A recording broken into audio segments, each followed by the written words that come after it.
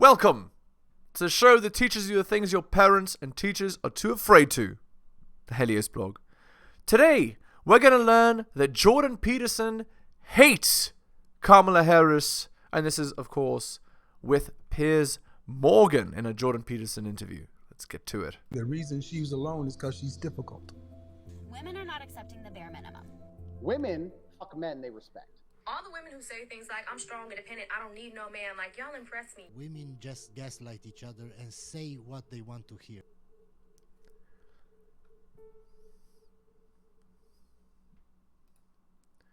From the U.S. today, claiming that the critics of Biden after the last debate are ableist. Yeah, I saw that. mean, well, I don't even know what to think about that. It's like, I see. So now here's your theory. Your theory is that it doesn't matter whether the president of the United States is able, because all discrimination between being able and unable is a form of prejudice. And that even applies with regards to the president of the United States. And so that means that all the people who are concerned that there might be something astray with him cognitively that we're being lied to about. By the way, something I wanted to point out with Jordan. He actually reminds me of an Orthodox priest in his attire. He's wearing icons as a suit. So does he fancy himself an Orthodox preacher? Interesting. At a level that's almost inconceivable, are now equivalent to like KKK racists from the 1940s. And that's your argument. And by the way, in relation to the same critique of his vice president, should you dare to criticize Kamala Harris, you are de facto a racist. Indeed. That Yes, the only reason Gavin Newsom said that the other day. the only reason that you would feel the need to criticize this black woman who's vice president is not that she's been completely incompetent in her job, which any impartial observer would conclude. Yeah, and then now they want us to vote for Kamala Harris, right? Oh, she's the great savior, the person who will save you from Donald Trump and his bigotry, M word, A word, and so on. Yeah, that's going to happen. Standard boilerplate politician X is going to save you from... yeah. It's going to go right back to woke. Like, you know, basically a vote for Kamala Harris is a vote for the new widespread religion of wokeism in the United States. That's really what it amounts to. But it has to be because of her skin color and her gender. And Even though that's why she was put in the damn position to begin with. Joe Biden said publicly, I want a black woman, right? And then he gets a black woman who is massively underperformed, which hasn't helped him at all. But no one's allowed to criticize her, because if you do... You're a racist. Be called a racist. And yeah, because there's different status of people in society, right? In American society. If you're a black woman, you're the top. Right? So how dare you criticize a person who's above you, right? So there's an expression that goes, how do you know who rules you? Well, the person you can't criticize is the person that rules you. Need I say more? And I find that one of the laziest tropes out there in modern society. It's a way of, I think we've discussed it before, but it's a way of stifling honest debate. It's a way of censoring legitimate criticism. Indeed. It's a way of asserting moral superiority that's unearned. Yeah, That's a lovely and word. actually, none of them really mean it. I mean, it is the genuine... It is literal just virtue signaling. That's what it is. An epitome of virtue signaling. What they're really... I mean, I remember for example, I remember when the George Floyd murder happened, and it was a horrific incident, of course. But I remember that soon after that, there was a Black Square Day announced on Instagram, where everybody had to signal their virtue about this by doing a black square. Now, I'd spent the entire morning on Good Morning Britain hosting debates about the George Floyd killing and showing enormous empathy and support for Black Lives Matter and what had happened. But it doesn't matter. If you don't show your black square, right, who cares? You know, you didn't show your black square, so you must be a bigot. Very early stages, before a lot of stuff came out about the organisation Black Lives Matter, which put a rather different gloss on them. But the principle that, this had been a terrible killing, that this man should never have been killed, that it was possibly racially motivated, all that kind of stuff. I was debating this with an absolutely open mind and being very empathetic to all these arguments. But I didn't do my black square on Instagram. And my... How could you bigot? Sons got in touch with me and said, Dad, you got to do your black square. I went, why? We're getting criticized because you haven't done it. And I actually had posted a picture of a bottle of rosé wine because I was having one in my local square. And I hadn't given any thought to the rule that I had to signal my virtue about this thing. And I then got absolutely annihilated by people saying, how dare you do this? Where is your black square? And I remember thinking... Okay, so if I don't wear my armband, then I'm, I'm the worst human being on the planet? Like, why does it matter? It's stupid. Agreed entirely. But all of you are going to go right back tomorrow morning to posting inane, self-aggrandizing photographs of yourselves on beaches or in nightclubs or in Ferraris or whatever. None of this means anything to you. Whereas tomorrow morning, I'll be back on air doing another 3 hours of debate about this to try and get the society in the world in relation to this issue back to a place of better racial justice. Now, which one is going to have a better effect? Indeed. I agree entirely. The person who's actually working to solve or help the problem, or the stupid black square. Yeah, it's insane to me that, again, it just, when people speak like this, it just shows a sheer lack of capacity for critical thought, right? It's just, do whatever people tell you to do. Oh, if you don't, oh, you're a bad man. I'm a bad man. Like, it's very stupid. Like, and again, if you're in a group where you have to signal your virtue or they kick you out of the group, let them. On influencing people's minds. There you go, be an ableist again. Right, and that's the point, is that I found it such a trite and kind of pointless example. His response should be, you're being ageist. That would be funny. Of this cult of virtue signaling. It's worse than that. So I just finished a book, which is going to be published in November, and I walked through a sequence of biblical stories trying to explain what they meant psychologically. And I spent some time on the book of Exodus for obvious reasons. And there's a commandment in there that people misapprehend. So I think it's the third commandment. Don't use God's name. Thou shalt not use the Lord's name in vain. And people think that means don't swear or curse. And it sort of means that. There's a peripheral meaning that is associated with that casual use of the sacred, let's say. But that isn't what it means. It means don't claim divine virtue when you're working for your own purposes. Right, exactly. Which is what these people are doing. And the same thing happens in the gospel account, say, because the Pharisees, who are Christ's primary enemy, are the people he accuses of utilizing the sacred, the deepest, so you could say compassion even, given its proper place, for their own self-aggrandizement. They're praying in public. They're trying to occupy the best seats in the marketplace. They want the best seats in the synagogues, etc.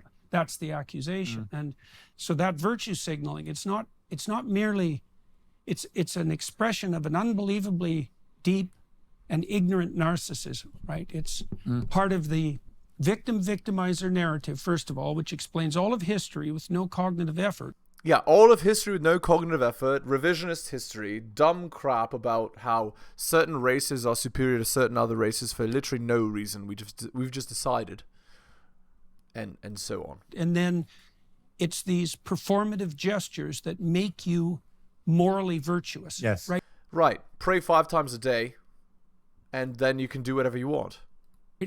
And one of the consequences of that too is that isn't the case. I'm obviously making light of it. And then these, and then certain migrants, let's say, then go and hurt people. But they pray 5 times a day, so they're all good, right? Or whatever. They're fundamentalist Christian, beat their wife, but, they pray every Sunday, so must be a good person. Like, it's bullshit. as soon as you're morally virtuous like that, you get to specify the victimizer who's your enemy and tear them into shreds, and that's actually a moral act. And I mean, you saw a bit of that, you said, with the black square. It's obviously bullshit. But it's an unbelievably pathological... But it was fascinating to me that my own children, all in their 20s at the time, that they were being contacted by friends. They were being manipulated the same way. Saying, why has your dad done this picture of a bottle of wine? Where's his black square? Yeah. And they were kind of damned by association. Yeah. And were keen for me to rectify this problem. Yeah. And I had to say But to there's them, a tribal 1984. signaling there too. yeah, and I right? said, guys, I'm not going to do it. I'm sorry. I'm just not going to feel bullied into doing something that I think actually is pointless and trite, and that all the people doing it don't really care much about this cause and will be very quickly back to their normal work on Instagram, which is... Yeah, it's about frame. I'm not falling into your frame. I'm going to live according to my frame. Very masculine. Good job, Piers. pumping themselves up and showing off and all the things people do on Instagram. I said, I'm just not going to play this game. Well, there's no cost to doing it, right? To putting up a black square. Right. You can indicate There's no someone's sacrifice. commitment. That's exactly right. There's no sacrifice. There's no hard work Why did you required. use sacrifice? Is that? Well, because I think that to really support a cause, whatever that cause may be, at some point you have to show a bit of sacrifice to that cause. You have to commit time or money or resources or whatever it may be to support reputation, put your head over the parapet. Yeah. There has to be an element of risk and an element of sacrifice. Now, if all you're doing is following the hashtag trend of the day, there's no sacrifice, there's no risk. No sacrifice, no risk. You're a sheep. You're promoting some other person's plan for you. If you're not the one in charge of your destiny, somebody else is. Taking, in fact, it's the opposite. The reverse, yes. It's actually more courageous to say, I'm not going to do that. What I'm going to do is I'm going to do this. And it's a far more tangible and effective way of trying to get racial injustice to a better place. Yeah, and then if you don't like what I'm doing, you can go kick rocks. I don't give a damn. Which everybody should share that desire. And I just feel that it comes back to what you said earlier about the victimhood generation. The one common theme of the people who play that victim card all the time is they almost never show any sacrifice for anything. It's all about themselves. It's all narcissistic pandering. all about how can I get pity? How can I be showered in sympathy? How can I become almost famous for failure and celebrated for it? Rather than the way I was brought up, which is you celebrated success, you drowned your sorrows with failure, and you didn't let it take you down or destroy you, and you dust yourself off, brush yourself off, and start all over again. That's the song. Down and got back on with it. But the idea it's pick yourself up, dust yourself off, and start all over again. Of celebrating failure, the idea of celebrating coming last at the school sports day, the idea that everyone had to get a participation prize. Yeah, it's obviously bullshit. We know that. Things that are, let's say, incendiary, so I might as well do that right now. By the time you're 30, you're already a geriatric. Okay, let's see. So Jordan here is talking about how he'd vote for Trump. Attempt on Donald Trump within the space of 2 months. A man who until recently was president of the United States, who may well be again. Unprecedented to see this happen. We now have Israel attacking 3,000 Hezbollah terrorists by putting stuff in their pages and so on. There's a lot going on in the world. Does it feel to you like things are slightly out of control? Or is it simply that we know more about what's going on in the world? Well, I think a lot of it is a consequence of sheer rate of technological change. So the world's the same as it ever was in a way, but it's way faster. So the contours of things are clearer to people than they were, which is why people have a sense of massive things moving under the psychological and sociological tectonic plates. And the rate of change is going to, barring cataclysm, is going to just keep increasing. So you could say this is the new normal, but it's going to become even more intense. I mean, what's extraordinary is that by any sort of conventional metric of what it is like to live right now, it should be and it should feel like the best time to ever be alive. You know, we're living longer, we're living health. I mean, it is technically, in a manner of speaking, it is the best time to be alive, right? Less war, less famine, more education, better housing, you know, better access to services for more people, and so on. But it doesn't mean that the current life is without hardship either. There are actually fewer wars than in recorded history. Water's cleaner, there's less abject poverty, and so on and so on. And yet young people in particular, very large numbers of young people, seem completely gripped in a kind of a doom-laden neurosis about life. What is going on there? I mean, Jonathan Haidt wrote this fascinating book about the impact of cell phones, but it can't just be that. No, I think the cell phones are particularly bad because they interfere with childhood play, and childhood play isn't replaceable. When children play, that's how they formulate their identities, and that's how they cement their social groups, and that's how they learn to integrate themselves with other people and to play nice together, which is something you obviously have to do as an adult. And screen time seriously interferes with that. And then, well, there's content as well. Pornography is a complete bloody catastrophe in 15 different dimensions. And yeah, you shouldn't be watching that at 10, 12 years old. Then I would say as well, there's been a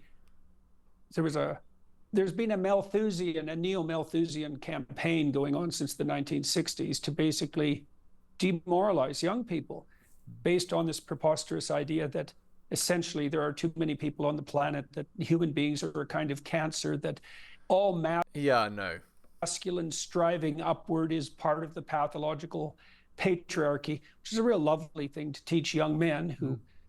Yeah, that's crazy. Because men, if you're not going up, you're going down, so what the hell? Like, if you're teaching men you shouldn't be striving, then what? What is the alternative? Sit at home and play video games all day, do nothing else? That's crazy. And if they manage to escape, you know, the criticism as well of their play styles when they're young, then their ambition comes under assault, and they're fed a never-ending diet of apocalyptic catastrophe that's human caused, and caused even worse by exactly the human ambition that actually in the main makes things better. So it's not surprising they're demoralized. And the same is true for young women. I mean, they're divorced completely, increasingly divorced from their own biology, traditional destiny, which is associated with monogamous marriage and the rearing of children. Yes, indeed. And I'm not saying, just for anybody foolish who might be listening, that that's all women are capable of, but it's also something I hold in extremely high esteem. You know, Piers, we have a situation now in the West with regards to young women. So young men are demoralized. 50% of women 30 and under are now childless in the West. 50%.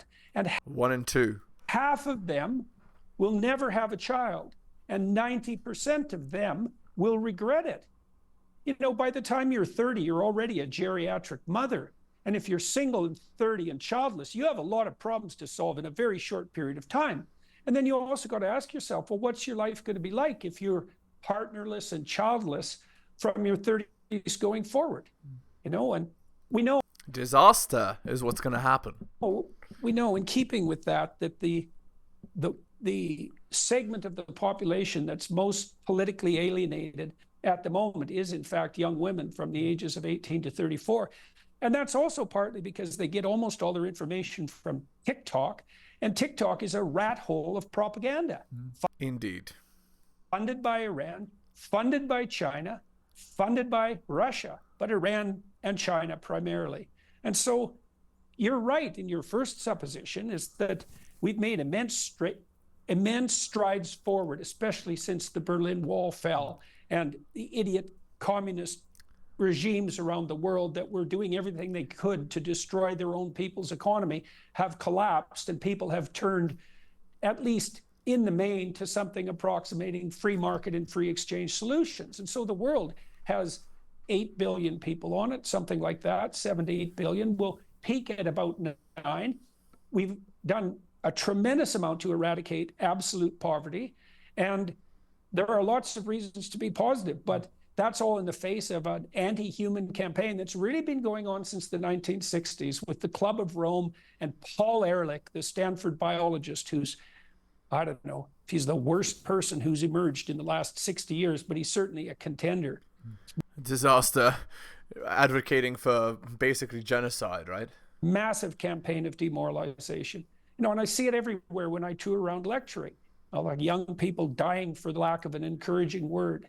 It's really, and in the face of all this possibility, you know, it's really. That is sad. Agreed. It's really quite awful. Yeah, it is. And, you know, I was very struck by something that Elon Musk said to you when you interviewed him for your hugely successful podcast. Let's take a look. I was essentially tricked into signing documents for one of my older boys, Xavier. This was before I had really any understanding of what was going on, and we had COVID going on, and so there was a lot of confusion. You know, I was told, oh, Xavier might commit suicide if he didn't. That was a lie right from the outset. I lost my son, essentially. So, you know, they call it dead naming for a reason. Yeah, All right, so the reason it's called dead naming is because your son is dead. So my son Xavier is dead, killed by the woke mind virus. I mean, I found it was a startling That's very sad thing to watch that and to hear him say that.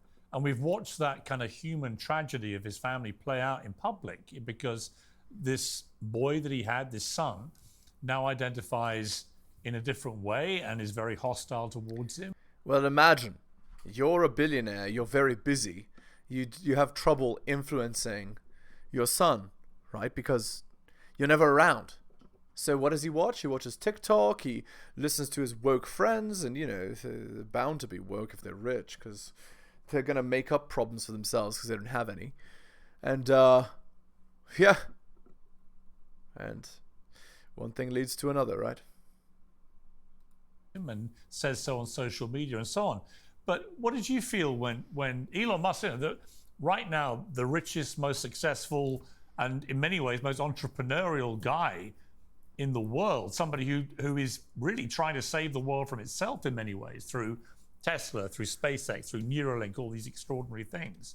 There he was, just gripped in his own human crisis with his own family because of a mindset which has wrestled his child away from him.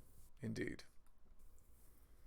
Well, that shows you how pervasive the problem is, especially with regards to our current misconceptions of what constitutes identity. And even someone like Elon Musk has a family that falls prey to it. And, you know, you said at the beginning of this interview that I tend to say things that are, let's say, incendiary. So I might as well do that right now.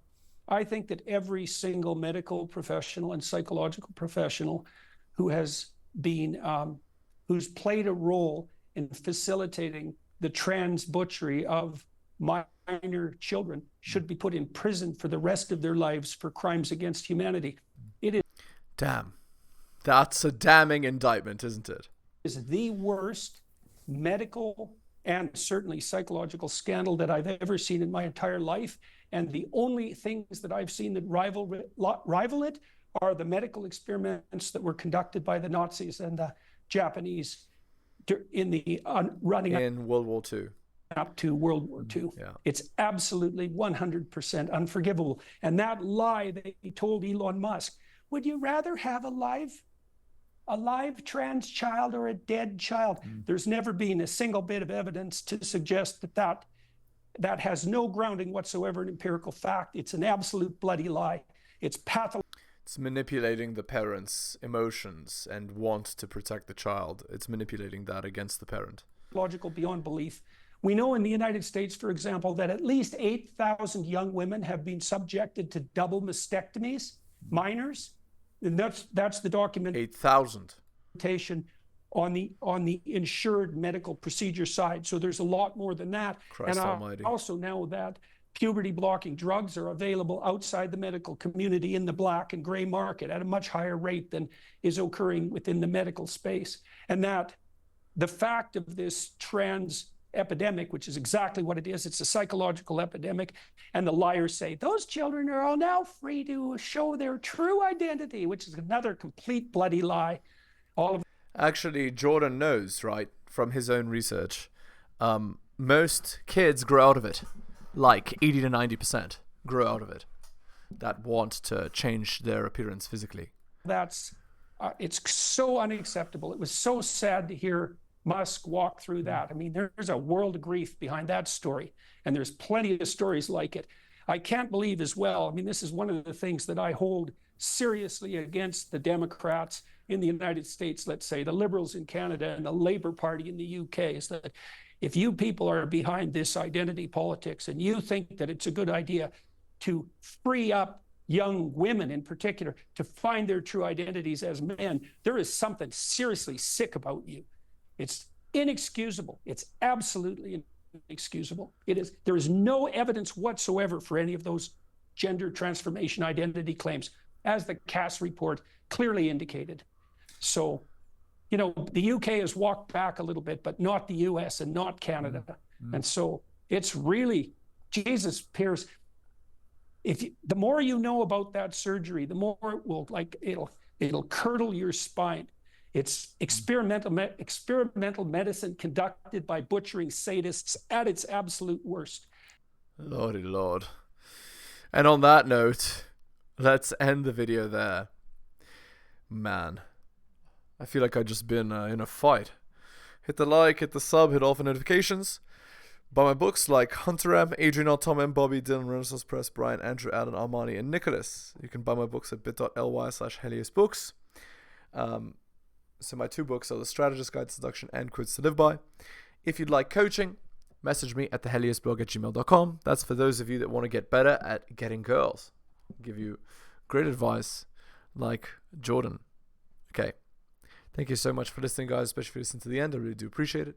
Take care of yourselves, and I'll see you next time.